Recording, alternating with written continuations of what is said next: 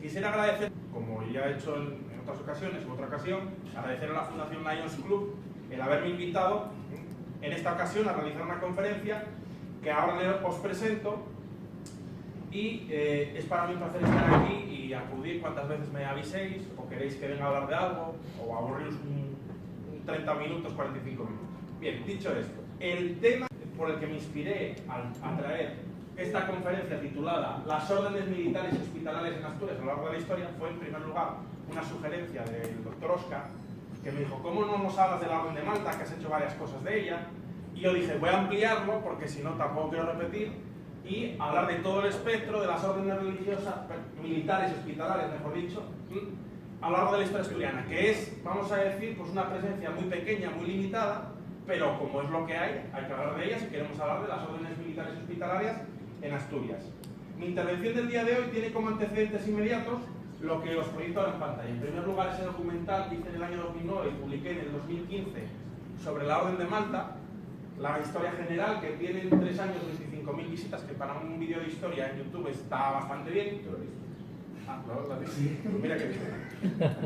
En segundo lugar, lo tenéis ahí a la derecha, pues la conferencia que di en el año 2015 en el Ateneo Jovellanos de Gijón sobre la presencia de la Orden de San Juan de Jerusalén, Rodas y Malta, de ahí viene el nombre, abreviado Orden de Malta, y tuve el honor de que a esa conferencia fuesen los miembros de la delegación asturiana, que son los que tenéis a mi lado en la fotografía.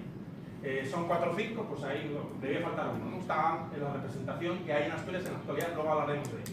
Luego, el año pasado, en noviembre de 2017, me invitaron a abrir el ciclo, o mejor dicho, las 10º jornadas de estudios locales de grado, y me propusieron, porque en grado hubo un señorío de la Orden de San Juan de Jerusalén, la Orden de Malta, que hablaremos de él, pues cómo no hablar de ello, porque era una cuestión de historia local. Y entonces abrí esas jornadas con esa comunicación, ponencia invitada, sobre la historia de la Orden en ese Consejo de Grado. Y lo último, un poco ya más divulgativo en los medios, a nivel más general, regional, tuve una participación hace escasos meses en Asturias Televisión, el programa El Búnker, no sé si alguno lo habréis visto alguna vez, y me entrevistaron pues sobre la realidad de la Orden de Malta a lo largo de la historia desde el siglo XIII hasta la actualidad, ¿no?, que hay presente. Quisiera indicar que, aparte que es un tema que a mí me pueda gustar o haya investigado, y que hunde sus raíces en mi especialización en la historia de las órdenes religiosas en Asturias, porque las órdenes militares y hospitalarias son aprobadas por la Iglesia, por tanto están dentro de ese espectro. Creo que es interesante porque ha sido una realidad muy poco investigada. Puedo casi afirmar que lo que hay es lo que he investigado yo y un par de artículos más, hay muy poco, y traerlo así en su conjunto considero que es importante. Sin más dilación, vamos, si os parece, a comenzar. Esta fotografía me parece interesante porque alude a un hecho que se produjo en mayo del 2009. Se produjo un acto de la delegación de Asturias de la Orden, que se estableció en el siglo XXI, yendo a esa parroquia de San Juan de Villapañada, donde hubo un señorío de la Orden, y se entregó de forma simbólica la bandera de la Orden al párroco, que la instaló al lado del altar, y ahí sigue. Si vais algún día a esa parroquia rural del Consejo de Grado, veréis la bandera. Fue un acto que no tuvo mucha importancia, salió un pequeño recorte en la prensa, pero tiene una gran importancia desde el punto de vista histórico de la región y del espectro de las órdenes religiosas, militares, también hospitalarias de Asturias. Y que fue lo que me inspiró en su día en rescatar un poco, investigar el pasado de la Orden de Malta y luego de estas otras órdenes. Vamos a ver en primer lugar la Orden de Malta. Me voy a dedicar más tiempo a ella porque es la que más presencia tuvo. Tuvo 2 señoríos que se establecen más o menos en el siglo XIII y llegan con vida hasta el XIX. Vamos a ver su historia, su evolución. También comentaré brevemente, pero lógicamente más de forma reducida, porque hay menos presencia en la Orden de Santiago, que tiene presencia en la Edad Media, y llegan unos señoríos que la Orden tiene hasta el XVI, y ahí desaparece. La Orden de Calatrava tiene alguna presencia en la Edad Media, con alguna posesión de alguna finca, algún territorio, y luego podríamos hablar muy brevemente de otras órdenes cuya presencia está sin confirmar, está en la hipótesis, en la fabulación, o están por investigar. Aquí podríamos meter, por ejemplo, a la orden que tanto le gusta al Troscar del Temple, que hay mucha fábula al respecto, pero se puede decir muy poco. Bien. Entonces vamos con la Orden de Malta. Voy a dar unas pinceladas sobre la historia de la orden, porque esta orden es, vamos a decir, muy curiosa, por sus características, desde su fundación. Se funda, bueno, ahí tenéis los hitos principales. 1048 se produce su fundación en Jerusalén. Podemos decir que de forma general las órdenes militares de carácter internacional como esta, pues hunden sus raíces en Tierra Santa, en la época de las cruzadas, del interés de la defensa del peregrino, que eran asediados por los musulmanes, bueno, para que pudiesen ir a los santos lugares, pues se les daba protección. Este es un poco el origen, ¿no? Y la defensa también de Tierra Santa, del reino de Jerusalén que existió, etc. ¿Cómo se crea la orden? Bueno, pues mercaderes de la antigua República Marinera de Amalfi obtienen del Califa de Egipto el permiso para construir en Jerusalén una iglesia, un convento y un hospital para asistir a los peregrinos de cualquier fe o raza que vayan a Tierra Santa. Se hace la orden independiente, la orden de San Juan de Jerusalén, como se llama en origen, bajo la dirección de su fundador, el Beato Gerardo. Con la bula del 15 de febrero de 1113, el Papa Pascual II, pues ya obtiene, vamos a decir, la transformación en orden religiosa. Todos los caballeros eran religiosos atados por los 3 votos monásticos de pobreza, castidad y obediencia. Y su transformación en orden militar viene por la necesidad de defender físicamente Tierra Santa a los peregrinos, apoyar la acción de los cruzados y autodefender sus casas. Casi un poco en su origen se recuerda, o recuerda mucho mejor dicho, a la Orden del Temple, ¿no? Orden religiosa y a la vez militar, monjes guerreros. En el año 1291, con la pérdida de Tierra Santa, tienen que buscar otro territorio, se van a Chipre, donde ya tenían presencia anteriormente, y ahí están hasta que en el año 1310 trasladan su sede, como veis en pantalla, a Rodas. Allí se establece, el gran maestre de la orden es además reconocido como un soberano a nivel internacional, acuña moneda, tiene consejo, mantiene relaciones diplomáticas con el resto de estados europeos de la época, y allí están hasta que sufren el asedio por parte de la flota de Solimán el Magnífico, que asedia la isla, y los caballeros se ven obligados, después de una larga resistencia, a rendirse. Tienen que irse de la isla, y aquí viene la ayuda que da Carlos V de Alemania, primero de España, que les dice: esta isla, que es de mi soberanía, os la cedo para que tengáis un territorio. De aquí viene la tradición, que os puede sonar a alguno de vosotros, del halcón maltés. ¿De dónde viene esta tradición?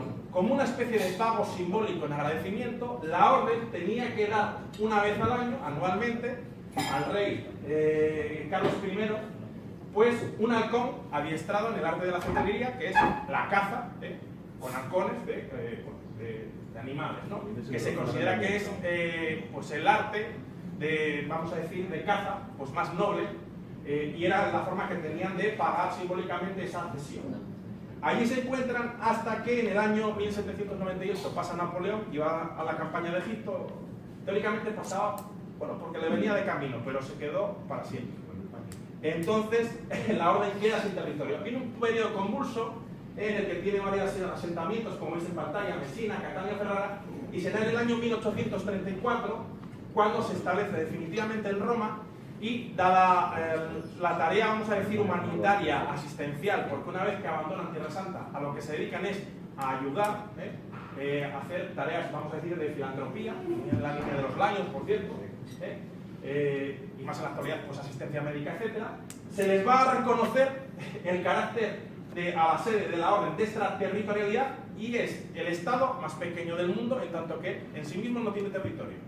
El único territorio es la sede magistral y luego las embajadas que tiene a lo largo del mundo.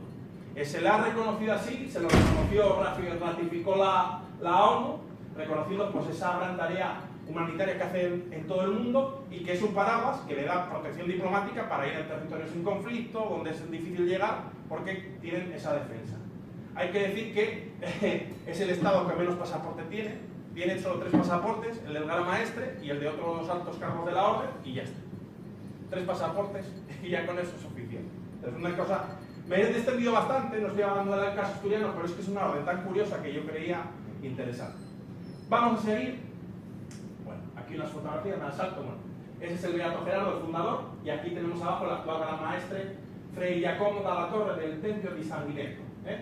Veis cómo, bueno, este es el arriba, es el anterior gran maestre, ese es el traje, vamos a decir, típico que lleva la gran maestre, rojo, militar, con la cruz, etc. Bueno, simplemente a título ilustrativo. Vamos a hablar de la llegada a España. Hay que decir que seguimos que la orden se funda en el año 1048, rápidamente, 1115, ya tenemos presencia en la península ibérica. La reina Doña Urraca de León y Castilla le otorga la aldea de Paradinas entre Salamanca y Areva.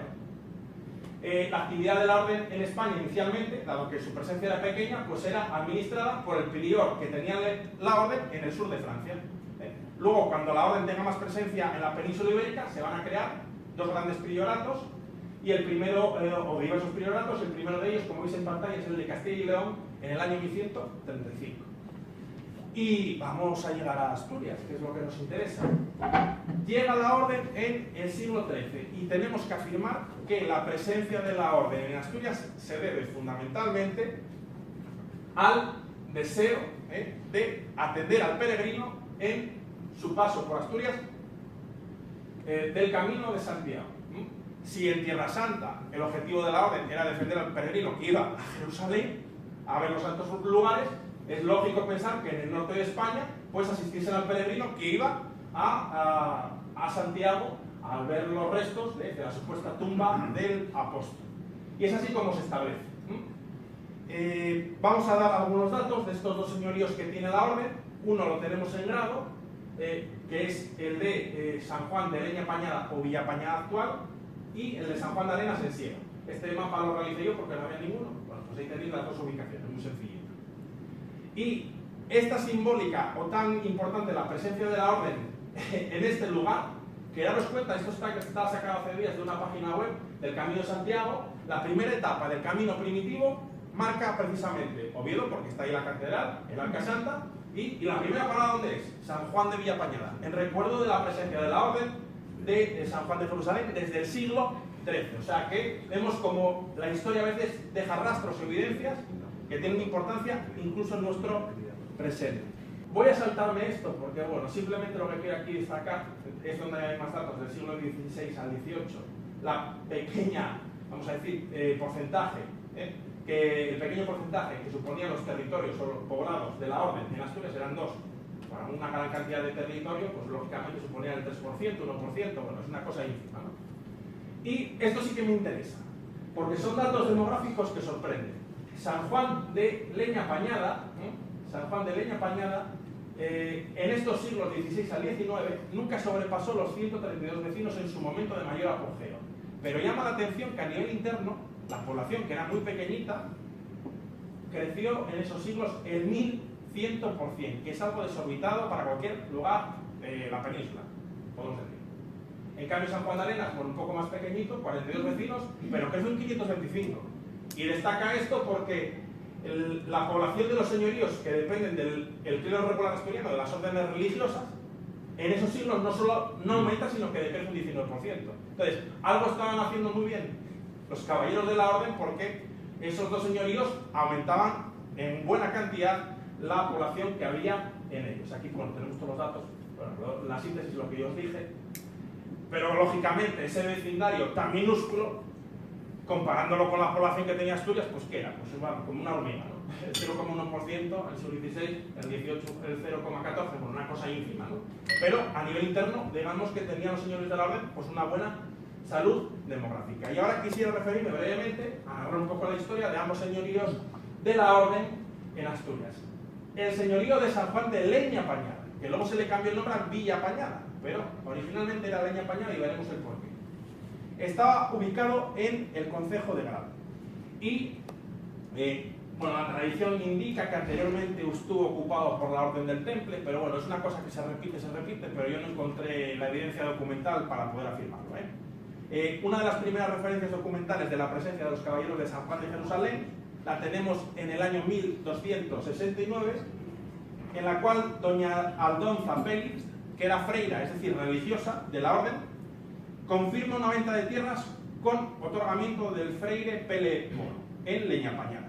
Esta es la primera evidencia de que estaba la orden allí. A mediados del siglo XIII los caballeros fundan un monasterio, un hospital y un albergue para atender a sus peregrinos del camino que van a encomendar a varias religiosas de la orden, como un lugar de descanso y protección. Pero, y esto es bastante simpático y me quiero detener en ello, el camino era muy peligroso. Los peregrinos en aquella época pues eran fruto de robos, de asaltantes que le quitaban lo poco que tenían, estaban desprotegidos, y aquella era una época pues un poco convulsa, tal es la inestabilidad que las propias religiones no aguantan y se marchan de Leñapañada y se van a un convento de Tordesillas. Entonces dicen, bueno, vamos a enviar a 4 caballeros, hombres y caballeros, con espada y tal, para proteger mejor el territorio. Llegan los caballeros, pero la situación de inestabilidad es muy grande, tanto que ellos mismos se van. Entonces, pero la orden tenía mucho interés en ver cómo se podía estabilizar la zona porque ellos querían estar presentes en Asturias, en esta región. ¿Y qué se les ocurrió? Pues se les ocurrió dividir la tierra de la zona, que estaba despoblada, disponerla para el cultivo y esas parcelas arrendarlas, lo digo con la terminología actual para que lo veáis bien, las arriendan, las alquilan, mejor dicho, y por un canon o un dinero muy pequeño. Lógicamente había gente que no tenía terreno y decía, voy para allí que está barato el terreno. De esta forma se crea una pequeña población, hay una vida, hay una estabilidad, hay una pequeña, vamos a decir, un pequeño poblado, una pequeña villa, que hace que el terreno pues esté más poblado. Vuelven los caballeros y ahora sí, como es un territorio que tiene bastante población, al menos una mínima población, los asaltantes dejan de ir a ese territorio y hace que el lugar sea seguro y ya tenemos presencia desde el siglo XIII hasta el XIX de los caballeros con esta inteligente actuación. Pudiera ser que estos beneficios económicos para sentarse en el territorio sean uno de los motivos por el cual crece tanto la población de estos dos minúsculos territorios dependientes de la orden. Hay que decir que en el año 1821, y estamos avanzando en el tiempo, en el siglo XIX, llegó a tener el señorío un ayuntamiento constitucional, el Ayuntamiento Constitucional de Villapañada. No obstante, hay que decir que en el año 1827, fruto de que en todo el Estado había un interés de acabar con esos reductos de jurisdicción de otra época, se consideraba que todo el territorio tenía que depender directamente de los municipios, del Estado, no podía haber una serie de derechos, o fueros, etc. Entonces, ¿qué se hace? Pues lo que se hace es que a nivel general todos los señoríos, ya fuesen eclesiásticos, nobiliarios, de órdenes militares, desaparecen. Y en 1827 desaparece el señorío de San Juan de Leñapañada y también el de San Juan de Arenas. No obstante, hay que decir que la presencia de la orden se mantiene simbólicamente porque la jurisdicción eclesiástica de estos dos señoríos se va a mantener hasta el año 1874. Es decir, que los párrocos y la jurisdicción eclesiástica, si había que lidiar en algún litigio eclesiástico, dependía de la orden, hasta el año 1874. Y esta fotografía me gusta, la de arriba, que es actual. Ahí tenemos la iglesia parroquial de San Juan de Leñapañada, pero es muy simbólica por lo siguiente. Bueno, hay que decir que sufrió varias remodelaciones a lo largo de la historia, pero esta es la visión actual. La izquierda es la iglesia, y ese edificio lateral es donde estaba albergado el hospital, el albergue de peregrinos, el monasterio, y ya en etapa constitucional, ya en el siglo XIX, llegó a estar allí el ayuntamiento. Y como se administraba justicia, también estaba la cárcel. Estamos hablando de poquitos caballeros. Eso era menos. Hombre, lo estamos viendo así, si vas allí, pues impresiona un poco más, ¿no? Pero estamos viendo entre que estamos un poco lejos y la foto está pequeña, pero quiero decir que ahí estuvo todo, ¿no? Con remodelaciones, pero ahí estuvo todo. Esa es la evidencia arquitectónica actual de que estuvo la orden. Y abajo, bueno, está la iglesia parroquial, hay menos evidencias a nivel arquitectónico de la presencia de la orden de San Juan de Arenas en cielo. En cuanto al señorío de San Juan de Arenas, muy breve. La presencia es menor, hay evidencias de que hay monasterio, albergue y hospital de peregrinos siglo XIV y lleva con vida hasta el siglo XIX. Hay veces que, vamos a decir, el cargo de la orden, que es un prior, puede haber veces que el mismo prior lo hay a la vez para ambos señoríos, pero ambos son autónomos, porque hay veces que hay un prior para cada señorío. Eso depende de la casualidad, vamos a decir. Y como digo, se mantiene su presencia hasta el XIX. Vamos a ver cómo se organizaba cómo se gobernaba y administraba la justicia en estos territorios. Bien, los señoríos, que no dejan de ser pues, una especie de concesión de la corona a una entidad, a una persona física, por ejemplo un noble, en agradecimiento pues, al pago de, pues, bueno, de sus servicios en las armas o por el pago de una cuantía, pues es un territorio que, vamos a decir, que se gobierna, o se administra autónomamente y solo tiene que contribuir a la corona cuando hay una guerra, pues enviar el cupo de soldados suficiente, ¿no? Por lo demás se administra de forma autónoma, ¿no? Podemos decir como una especie de, no sé, casi como de estado en miniatura, entre comillas, ¿no? Para que nos entendamos. Y en cada uno de estos señoríos hay un delegado de la orden que es el prior o comendador que se encarga de gestionar todos los asuntos. Es el que nombra la justicia y es el que, por tanto, pues administra y gobierna todos los asuntos. Hay que decir que no gobiernan de forma autónoma, porque tienen que, vamos a decir, rendir cuentas a los superiores de la orden. Hay que decir que después de varios años se envía un visitador, como en cualquier orden religiosa o militar, el cual ve que se está haciendo las cosas bien. Les pueden inclusive, si lo están haciendo mal, dar mandamientos, es decir, órdenes, instrucciones, para que corrijan lo que se está haciendo mal. ¿Qué pasa? Que hay veces que entre una visita a otra se tarda mucho y esto hace que en ese tiempo, pues digamos que el prior casi sea como una especie de, pues, como de ser todopoderoso, porque mientras no venga el visitador, pues no tiene que rendir cuentas a nadie. Pongo el ejemplo, bueno, aquí Nicolás Archuza, bueno, pues fue, por ejemplo, un prior que fue pues, bastante duro en el siglo XVIII y que trató con rudeza pues, a los vecinos. Es un ejemplo de prior malo. Si era bueno, pues todo iba fenomenal. Y en cuanto a la Fiscalía de Hacienda, que nos interesa, ¿por qué le gustaba a la gente estar ahí? Vamos a ver. Las cargas que soportan los vecinos en razón de señorío, es decir, el reconocimiento de la autoridad de la orden, son muy reducidas. Tanto que en leña apañada, atención, es de 2 reales de vellón, que es una cifra muy pequeña. Hay que decir que esta es la equivalencia en dinero, porque lo que realmente tienen que pagar es una carga de leña, que equivale en dinero 2 reales, que era muy poco. Y de esta leña recogida, leña apañada, viene el nombre San Juan de la Advocación de la Orden y leña apañada del tributo. Aquí viene, esto lo descubrí yo y es que viene de aquí. En el caso de San Juan de Arenas, que era más pequeño, no se pagaba nada en razón de señorío. Hay que decir que en otros lugares de la región se pagaba mucho más. O sea, que casi fiscalidad pues era bueno, ¿no? En resumen. Luego el diezmo hay que pagarlo, la 10ª parte de lo que se produce a la iglesia, que en este caso se daba a la orden, porque tenía autonomía. Otros gastos, bueno, pues el pago de ciertas festividades, pagar al cura, la cera, o el escribano que rendía o hacía sus servicios en ambos señoríos, pues había que pagarla. Pero estos no son impuestos, son otros gastos indirectos, vamos a decir. Vamos a ver cuál es la producción económica de ambos señoríos, que es un tema también muy interesante y que choca. ¿Por qué? Doy la fotografía de mediados del 18 porque es para el momento en que tengo o hay más datos. Leña apañada, lo digo muy en resumen, dentro de que tenía 1,9 kilómetros cuadrados, era más grande que el de San Juan de Arenas, tenía un rendimiento de 976 reales. Digo esto porque el de Arenas vemos que es más pequeño, 0,7 kilómetros en vez de 1,9, pero da 7 veces más dinero.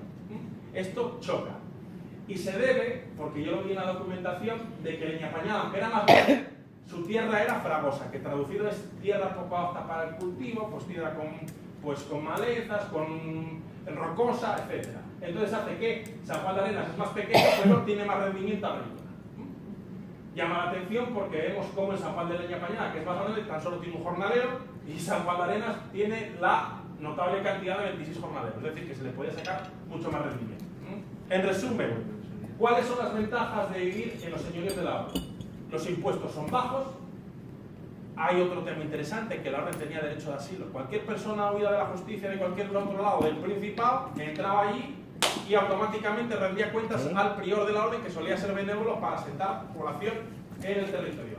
Uno decía, a ver si entro en los señoríos de la orden porque allí me atiende el prior y ahí me va a tratar un poquito mejor y mira, me salgo de mi pena, ¿no? Pues es un poco eso. Otra ventaja o desventaja es que el control de la orden es lejano. Si el prior es bueno, todo va bien, Si es malo, pues vas a estar esperando a que venga el visitador porque está sufriendo, ¿no? O sea que esto puede ser ventaja o desventaja.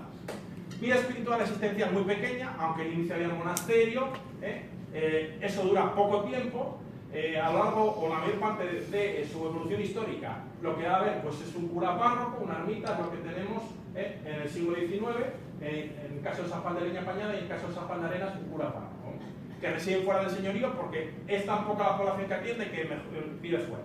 No hace falta que esté todo el día. Y ya carece de hospital en el 19.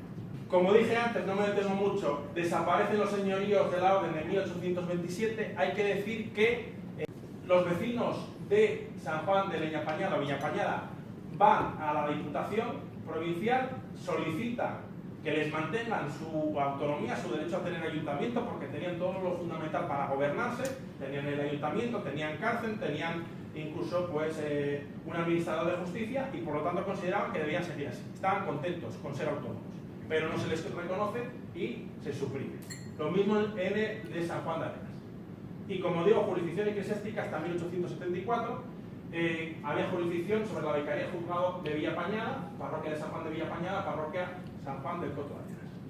Este es el recuerdo de la presencia de la orden, digo simbólico, porque aún en la actualidad, aunque depende del municipio, hay un albergue que atiende a los peregrinos que paran en esa primera etapa del camino primitivo. Que en realidad esto no tiene nada que ver con la orden porque el edificio es la antigua escuela municipal. Siglo XX, porque esto es una duda que igual tenéis. ¿Había presencia de la orden en el siglo XX en Asturias? Yo os puedo decir que no. Lo único que puede ocurrir, porque a nivel institucional no había, es que por origen o vecindad pudiese haber algún caballero de la orden que por proceder de Asturias, pues podemos decir que bueno, es una vinculación de la orden con Asturias. Pero a nivel institucional ya no hay presencia. ¿Cuándo vuelve la presencia de la orden? En el siglo XXI.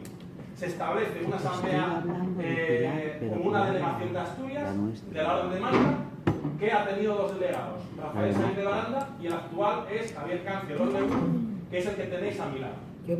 Rafael Sainz de Baranda, el primero, es el señor mayor de la izquierda y el actual Javier Cancio Dorlegun es el que está justo a mi lado. Y hacen actividades de tipo asistencial, por ejemplo en Gijón, sus voluntarios colaboran con el Sanatorio Marítimo. Acabamos Orden de Marta, nos queda poquito, ya podemos cenar en breve, tranquilos. Orden de Santiago.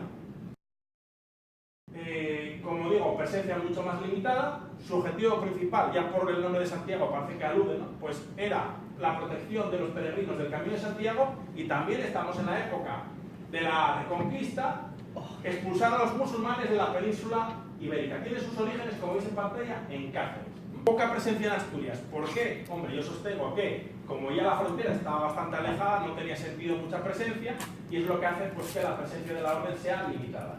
Si la orden se funda en el año 1170, ¿no? Ya sabemos que en el 79, es decir, 9 años después, hay un miembro de la orden, Fernando Díaz, que compra un terrenito en el Alfoz de Nava. Óscar, ¿tú vives en Nava o era...? Pues mira, lo tienes una evidencia de la orden de Santiago. A ver si es la casa de él.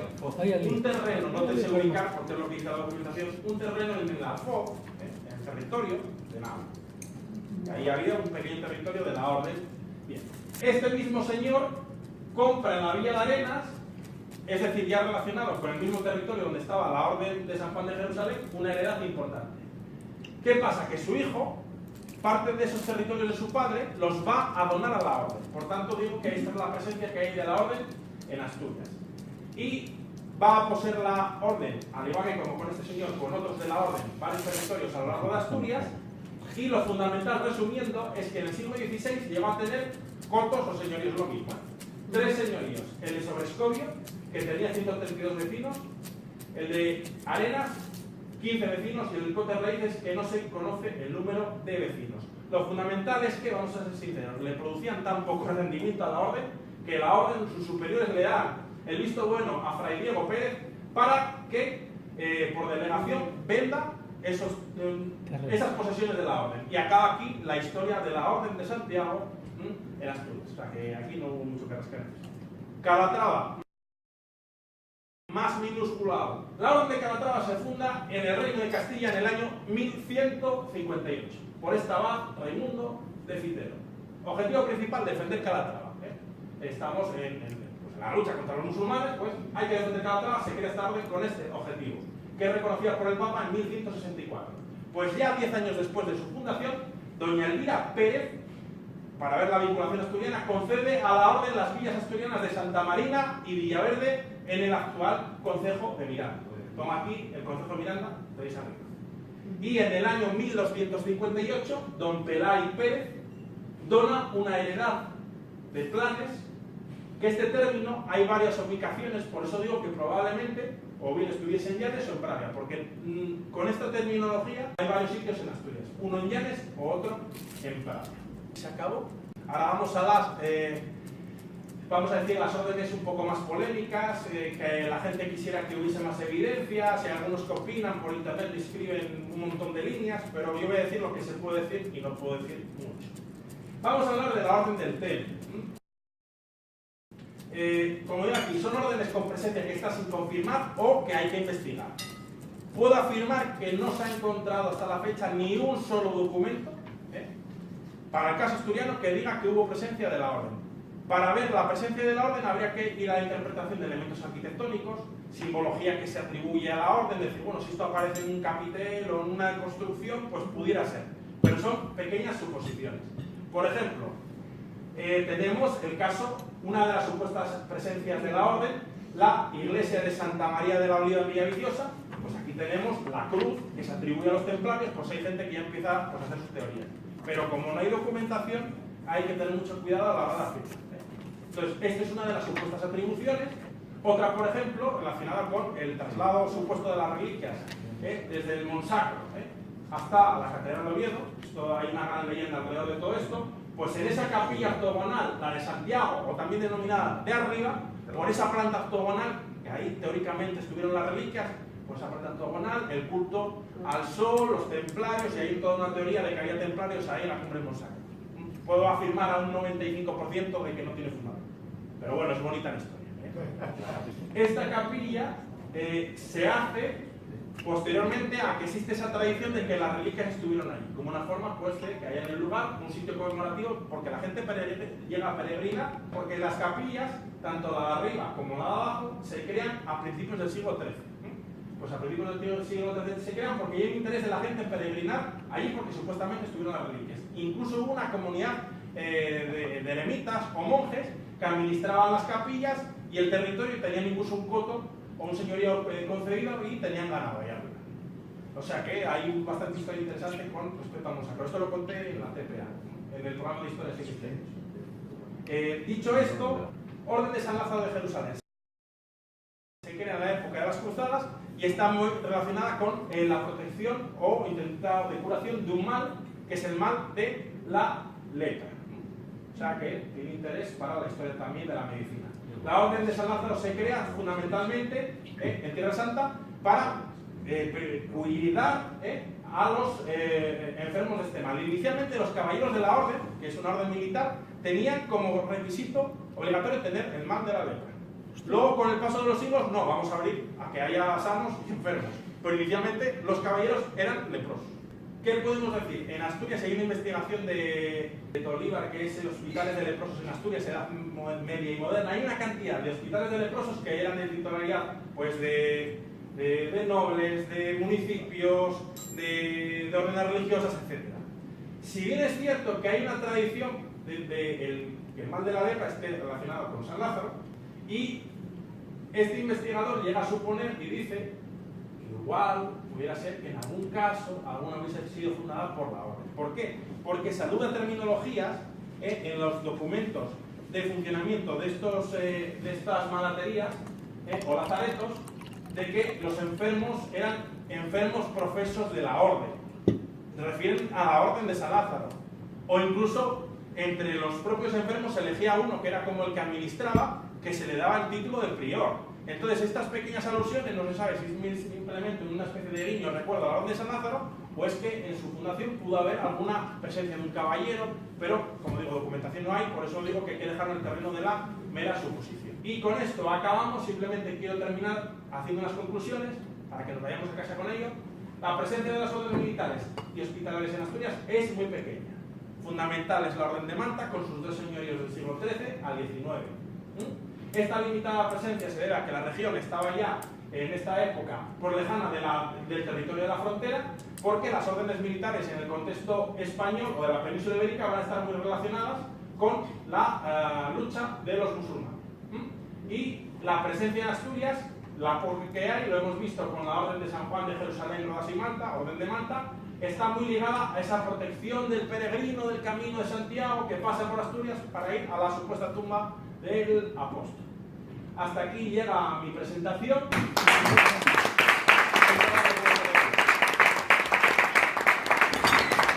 Muchas gracias, Miguel. Muy interesantes estos temas.